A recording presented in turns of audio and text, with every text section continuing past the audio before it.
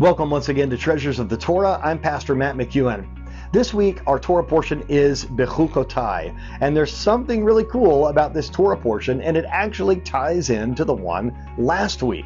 If you'll remember, last week in Torah portion Parashat Behar, we talked about benefits, bonuses for following God's rules and laws, even though that might not be the original intent of those laws. We don't follow God's rules to be blessed, but sometimes we are blessed for following them. Now, here's a perfect example.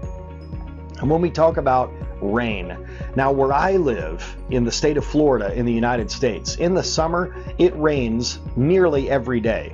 And almost always in the afternoon, it will rain for 20 or 30 minutes, and then it will stop and the sun will be out, and it will be as if it never rained. But it's not like that in the land of Israel. You see, in the land of Israel, they don't get much rain, even today. And there is a rainy season in the spring and a rainy season in the fall, which is why in the Bible sometimes they are called the early rains and the latter rains, or the late rains. Now, what's really interesting is, here in this verse in Leviticus chapter 26, let me read from the Kehot Chumash. It says, "If you advance in the knowledge of my rules by studying the Torah assiduously," i.e. beyond the natural requirement, or beyond the minimum requirement, "and I make you sure to study the Torah with intent to safeguard your proper performance of my commandments, and then you indeed perform them properly," what will God do? "I will reciprocate by granting you material beneficence that exceeds the limitations of nature." Here's what it says about these rains. This is so interesting to me. "I will give you the rains in a manner most favorable to you and to your benefit and convenience." Listen to this.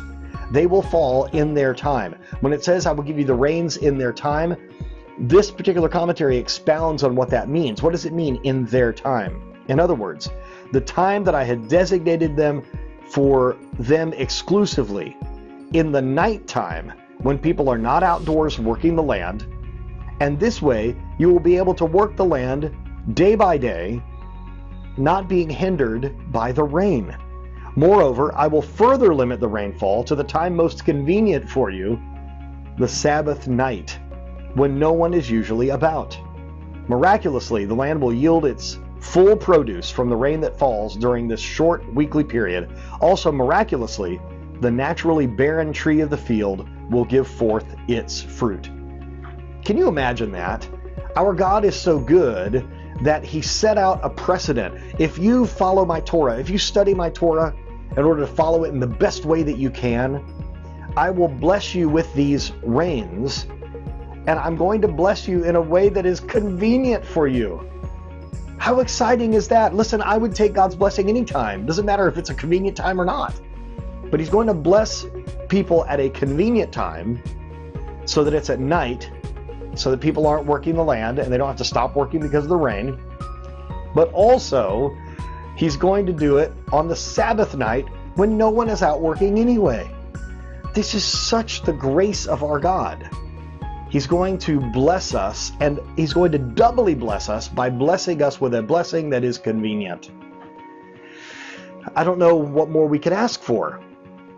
This is why the Bible tells us to choose life, to choose life and be blessed, rather than to choose death and be cursed. God wants to give good gifts to his children, even in a time that is convenient. This is how loving and caring our benevolent God is. I want you to think about that, how God has blessed you recently in your life, and not only how he has blessed you, but how that blessing has come to you in the best manner, in the best way. It's incredible if we really begin to sit back and count our blessings. We are undeserving of how good our God is to us. Thank you once again for joining me. I'm Pastor Matt McEwen, and if you'd like to study where I study, go to shuvu.tv, where you can fill out an application for the largest Messianic Jewish yeshiva in the world, Yeshivat Shuvu. God bless you. Shabbat Shalom.